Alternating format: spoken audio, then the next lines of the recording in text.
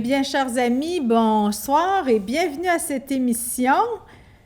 J'ai invité pour vous Jonathan Rioux aujourd'hui et vous voyez, ça va être une émission tout à fait spéciale, tout en musique et tout en chanson. Jonathan, merci d'être venu ensoleiller cette belle émission de ta musique, mais d'abord, on va te présenter. Je te connais, Jonathan, depuis que tu es allé au Pérou dans le cadre du projet des jeunes volontaires de la communauté du désert. On peut dire que tu es un globe-trotteur. Tu aimes voyager, mais pas voyager pour voir du pays autant que pour connaître des gens, pour te frotter à d'autres cultures. Tu aimes des voyages qui ont du sens, qui se prolongent. Raconte-nous un peu ton parcours, ton histoire de voyage. Ben, merci de m'accueillir. Je suis très heureux d'être Merci. ici pour l'entrevue. Ben oui, j'aime voyager, effectivement. Puis avant de partir avec la communauté du désert pendant une année comme aide missionnaire, j'avais déjà été sur le terrain au Nicaragua, aussi en Bolivie. Puis je pense que c'est là que la graine, je dirais, a été semée, la graine de la solidarité, de l'entraide internationale. Tu es encore sensible aux autres cultures, aux autres peuples, à ce que tu as appris dans ces voyages. Oui, ben on est de plus en plus dans un monde qu'on dit globalisé, dans un monde, on vit une mondialisation au niveau des cultures. Sauf que, qu'est-ce qu'on vit au juste là-dedans? On peut mondialiser, oui, la mise en marché de telle chose, différents commerces, etc. Mais, La commercialisation. oui, la commercialisation. Et on peut aussi mondialiser la solidarité. C'est Et il y a beau. ce mouvement-là aussi qui se fait, qu'on entend beaucoup moins parler dans les médias, mais qui existe, puis qui est bel et bien très vivant et très vigoureux. Puis, ben, on a juste à penser aux mouvements comme Solidarité Jeunesse, qui à chaque année, avec des groupes de jeunes, vont sur le terrain, vivent une expérience de solidarité internationale, une expérience où est-ce que les jeunes sont sensibilisés à la coopération, sensibilisés à la pauvreté, sensibilisés à une autre culture. Puis ça ouvre les frontières. Moi, j'ai eu cette chance-là dès mon 4e secondaire de vivre ce genre d'expérience-là. Et comme je disais tout à l'heure, ça l'a mis une semence euh, qui est cette espèce d'ouverture à la communauté, cette ouverture à l'entraide, cette ouverture à, ben, coudonc, sur notre belle planète, il y a d'autres populations, il y a d'autres réalités, il y a d'autres... Et en même temps, on est différent, mais on est semblable aussi. On est humain et C'est on ça. a tous les mêmes besoins et on a tous ce désir-là, finalement, d'être heureux, que nos enfants grandissent dans un monde qui est viable, etc. Donc, moi, ça a continué de grandir en moi au point que j'ai voulu repartir quand j'ai connu la communauté du désert. À ce moment-là, j'étais chargé de projet. On installait les jardins communautaires à Victoriaville. Puis, c'est des jeunes qui m'ont interpellé. Ils ont dit, Jonathan, peux-tu nous aider? On fait de la levée de fonds, on se prépare à partir. Et j'ai tellement embarqué que moi-même, je suis parti une année plus tard. Tu as eu Pour, envie, hein? pour une année, effectivement, à San Antonio del Estrecho, en pleine jungle amazonienne.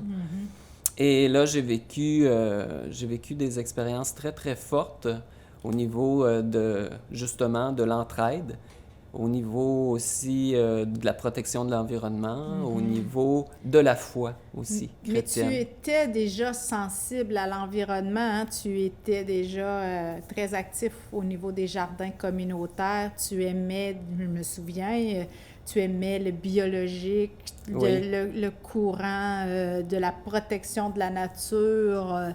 Oui, ça c'était déjà là. J'étais un écologiste, un pacifiste convaincu. Je m'impliquais dans enjeux, environnement jeunesse. Je m'impliquais au niveau du mouvement du commerce équitable pour faire la promotion du commerce équitable. Je m'impliquais Oui, c'est déjà dans ça. beaucoup de choses, oui. quelques années après tes séjours dans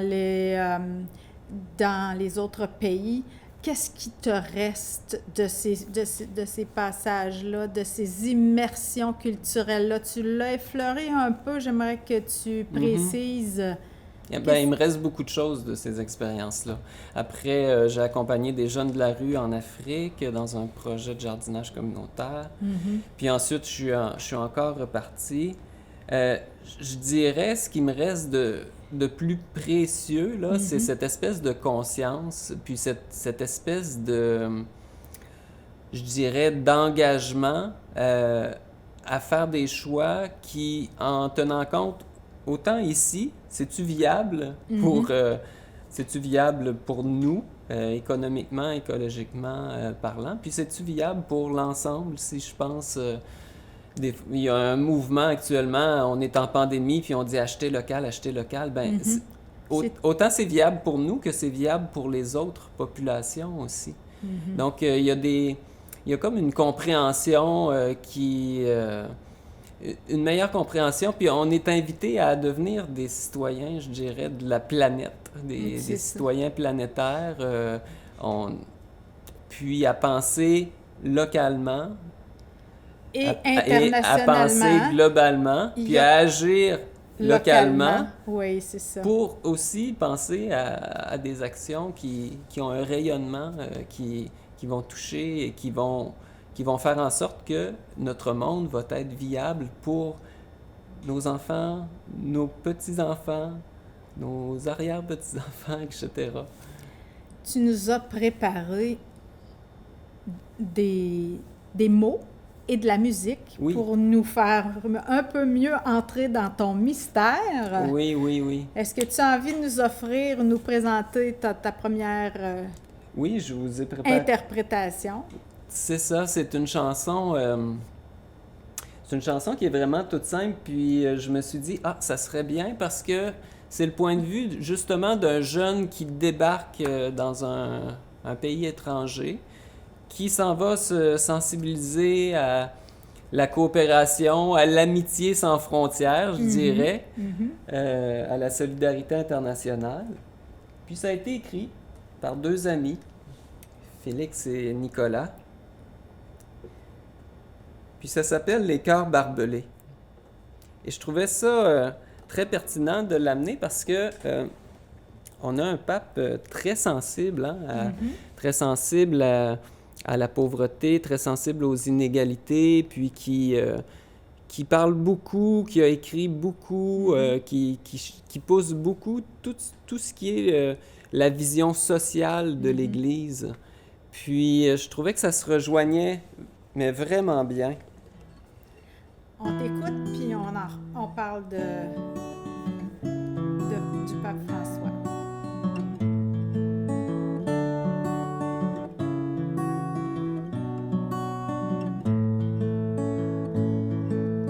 Ma plume glisse sur les pages d'un cahier encore tout blanc, une caresse qui soulage le ressac de mes tourments.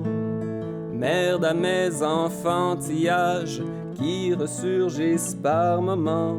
Langue balise mes dérapages, ramène ma voile sous le vent.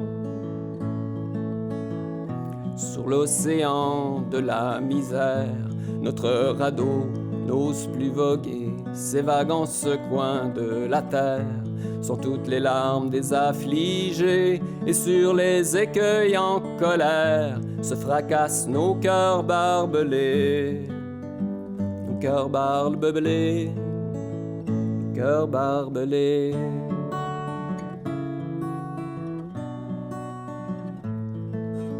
Et continue le pillage des galions venus d'Occident, n'ayant nul regret des ravages qu'ils imposent aux survivants. survivants. Allons livrer le message avant qu'une chavire ce monde flottant. Allons crier sur toutes les plages, paix, amour à ses enfants. Sur l'océan des peuples fiers, notre équipage s'est engagé pour que tous les coins de la terre partagent enfin l'égalité et que plus loin, haut dans les airs, s'envolent nos cœurs libérés. Nos cœurs libérés. Et que plus loin, haut dans les airs, s'envolent nos cœurs libérés. Nos cœurs libérés. Nos cœurs libérés.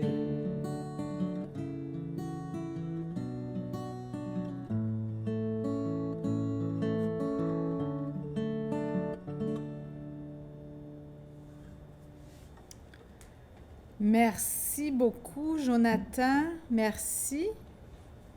Ce chant est l'écho du pape François. Oui, de beaucoup d'écologistes, de beaucoup d'humanistes, de beaucoup d'altermondialistes. Ça fait un gros mot, altermondialiste. Qu'est-ce que ça veut dire? Tu peux nous rendre ça plus simple, plus accessible? C'est un peu ce que je vous disais, c'est cette espèce de... pourquoi est-ce qu'on mondialiserait pas la solidarité humaine? Pourquoi est-ce qu'on mondialiserait pas l'entraide? Pourquoi est-ce que, finalement, notre belle planète serait pas une seule belle grande maison pour toute l'humanité? Pourquoi on n'en prendrait pas soin comme d'une seule belle grande maison? C'est de cette façon-là que François c'est à ça que nous appelle le pape François par son encyclique Laudato Si ou Loué sois-tu. Oui. C'est à prendre soin de l'autre, d'abord de la terre, qui est notre maison commune, dit-il. Puis en même temps, il lie ensemble la protection de l'environnement et la protection des plus petits. Comment tu vois que ça se parle, que ça communique ensemble, toi, Jonathan, ces deux notions, comment elles sont interreliées? Ben, il y a d'abord une sorte de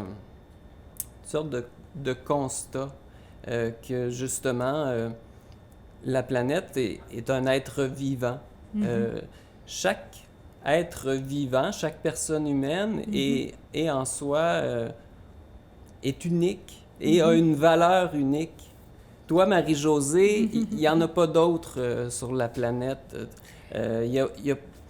Autrement dit, c'est de reconnaître la valeur puis la richesse de chaque personne et sa dignité.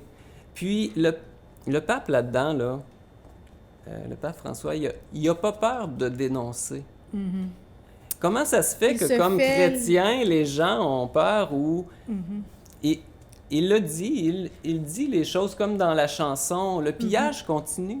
Oui, le pillage des richesses de la planète se poursuit, le pillage des peuples du Sud se poursuit. S'il y a des pauvres, c'est parce qu'il y a des inégalités. S'il y a des inégalités et qu'on les dénonce pas, ben ça va continuer comme ça. Et le pape, je l'aime parce qu'il ose dénoncer ces inégalités-là. Et il n'y a pas seulement lui, les groupes écologistes, les groupes humanistes, les groupes communautaires, etc. Si on n'ose pas s'indigner, il n'y aura jamais de changement. Donc ça, c'est, je dirais, la première étape, d'oser dire non, ça n'a pas de sens, non, on ne peut pas accepter que des personnes aînées, par exemple, on l'a vu en temps de pandémie, soient oubliées dans des CHSLD. C'est inacceptable. Il a fallu la pandémie pour qu'on se lève et qu'on se dise « ben voyons, ça n'a pas de bon sens ». Et pourtant, il y avait eu plusieurs rapports qui disaient que ça n'avait pas d'allure. À un moment donné, c'est de s'arrêter et de dire « ben ça n'a pas de sens, il faut prendre une autre direction » et on met les actions, on met les énergies qu'il faut. Pour la planète, c'est la même chose. Pour les peuples appauvris, c'est la même chose. Si c'est relié, c'est que malheureusement, on s'imagine qu'on peut utiliser sans fin telle ressource, qu'on peut utiliser sans fin la planète, mais la planète, elle n'a pas des ressources infinies. Et les peuples du monde non plus sont pas... C'est des personnes humaines et ça demande un minimum de respect. Alors, il y a comme beaucoup d'idéologies, de systèmes, de façons de faire. De systèmes qui sont là, qui sont en place et qui sont pas nuisent, humains, puis qu'il faut pas avoir peur de le dire. Si on le dit pas, ça continue comme ça. Alors, Jonathan, j'entends le militant, l'indigné, oui, mais... le fervent. Mais c'est tellement important.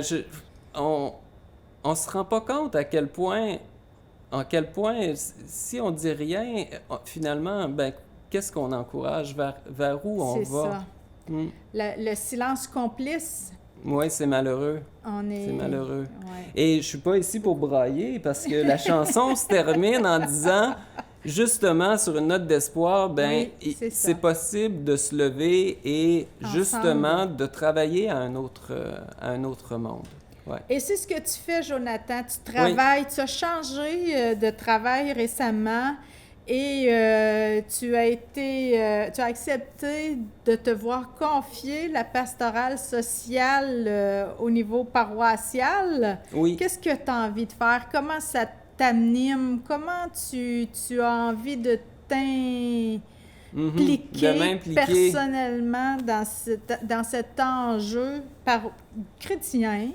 Dans cet enjeu paroissial. D'abord, je suis très sensible au fait que dans notre unité paroissiale, pastorale, il y ait quelqu'un qui soit dégagé de tâches, qui soit explicitement engagé pour prendre soin. Pour travailler à ce niveau-là. Pour travailler à prendre soin de ce qui existe dans la paroisse, faire des liens avec d'autres chrétiens qui prennent soin des petits. C'est un peu comme ça que je vois, moi, ton rôle, mais toi, comment le vois-tu? Quelle est ton intention en acceptant ce poste-là? C'est une portion de mon rôle. Hein? Je travaillais avec les aînés, j'ai fait ça pendant presque 2 ans. Oui. Et ils sont encore là, tatoués sur mon cœur.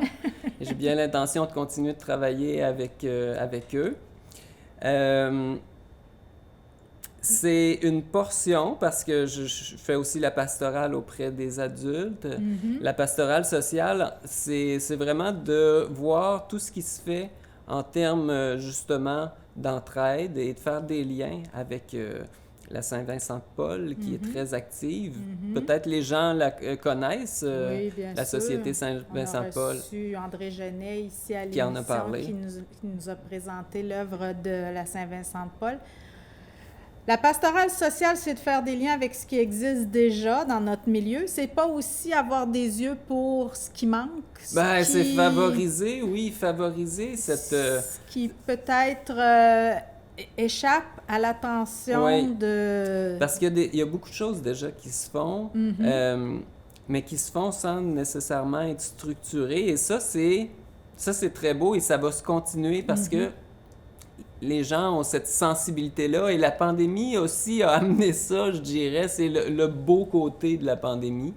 C'est cette espèce de stimulation du souci de l'autre. C'est beau, ça. Il y a des personnes âgées qui me disaient « J'ai jamais eu autant de téléphones depuis la pandémie. » Certains ont été oubliés, d'autres ont été... Oui. Et ça l'a eu ce déclic-là de dire « Oh, attention, prenons soin des personnes qui sont plus vulnérables. » Puis ça, je dirais que c'est le... J'aime pas le dire comme ça parce qu'on est tous tannés de la pandémie, mais quand on est dans une situation plus difficile... Il y a eu là une opportunité. Il y a souvent des élans de générosité, des élans de créativité, des élans d'humanité, je dirais. Et ça me touche, mais au plus haut point.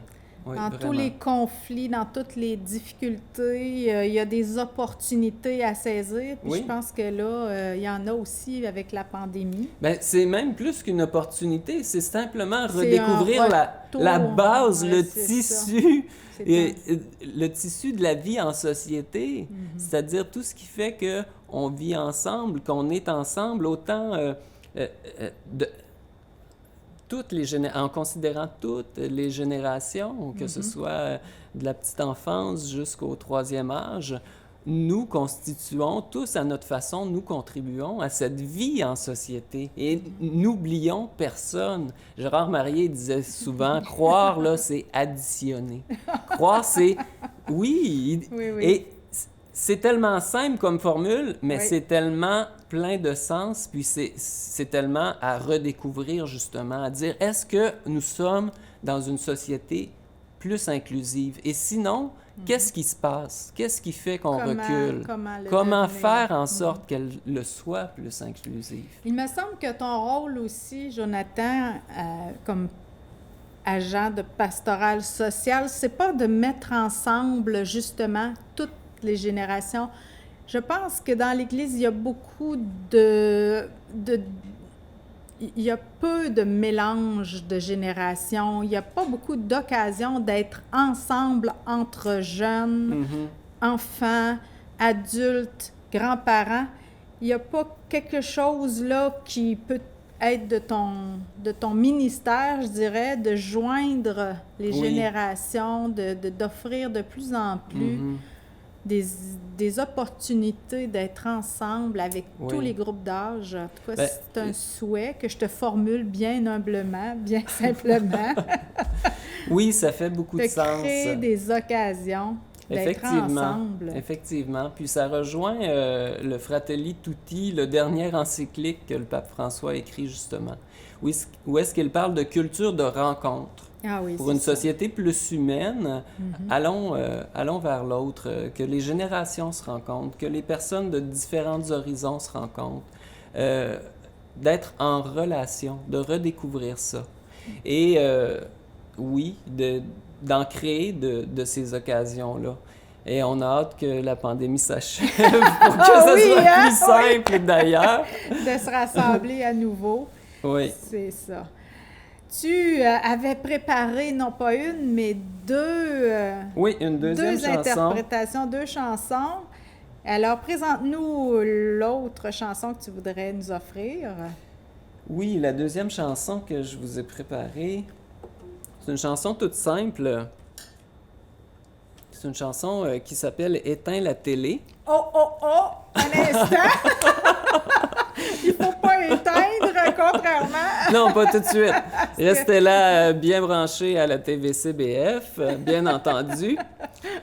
Quand vous l'éteignez, vous la rallumez. Et c'est simplement pour dire de se retrouver, c'est cette espèce de mouvement vers l'intérieur, vers son intériorité, Le sa centre de soi. spiritualité, c'est ça. Parce qu'il n'y a pas de vie spirituelle possible sans cette intériorité-là, sans cette espèce de « je me retourne vers moi-même, je fais silence et je me mets à l'écoute de l'essentiel. » Alors, à toi. On est déjà rendu là. Oui, déjà. Je vais prendre une petite gorgée. Bien sûr. Merci de nous avoir préparé ce moment unique dans notre émission. C'est rare qu'on fait place à la musique. On t'écoute.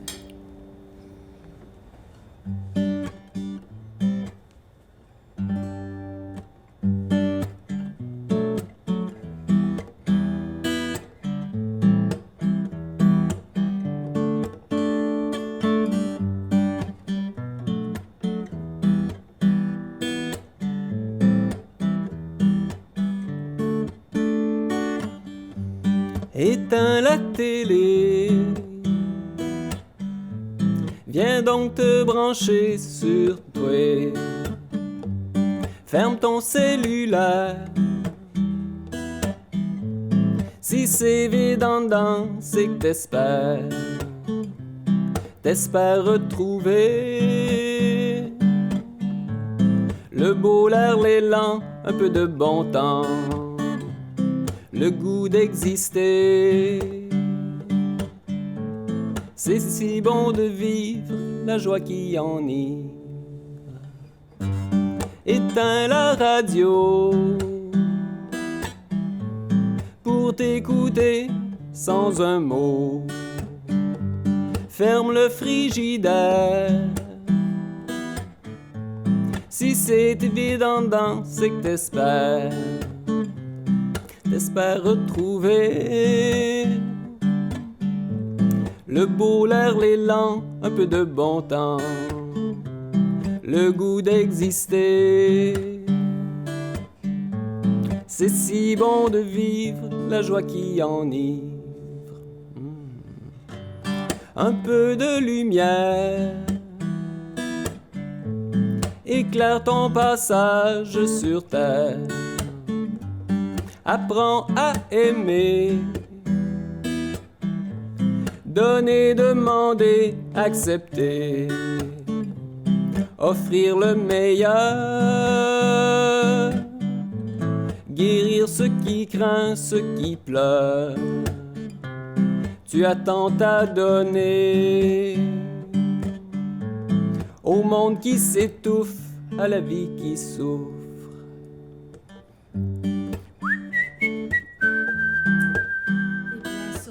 Sur cette ère de musique, je me permets de vous souhaiter une belle semaine. Merci, Jonathan, de ton passage. Merci de cette joie que tu veux répandre par ton nouveau ministère. Je te souhaite de la voir d'abord en dedans, puis ensuite de répandre cette joie qui nous vient du ressuscité. Merci de ton passage à l'émission. Merci pour ta musique.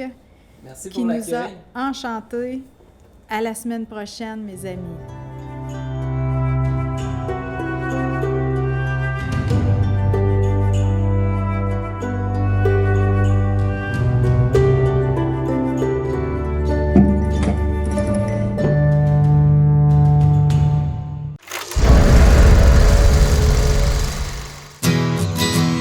Je m'appelle Kéliane. J'aime beaucoup nager. Moi, je suis capable de nager toute seule avec mes prothèses. J'aime faire des chandelles dans la piscine. C'est comme si tu marchais sur les mains. Les amputés de guerre m'ont donné ma jambe et mon bras de natation. J'adore mes prothèses pour aller à l'eau.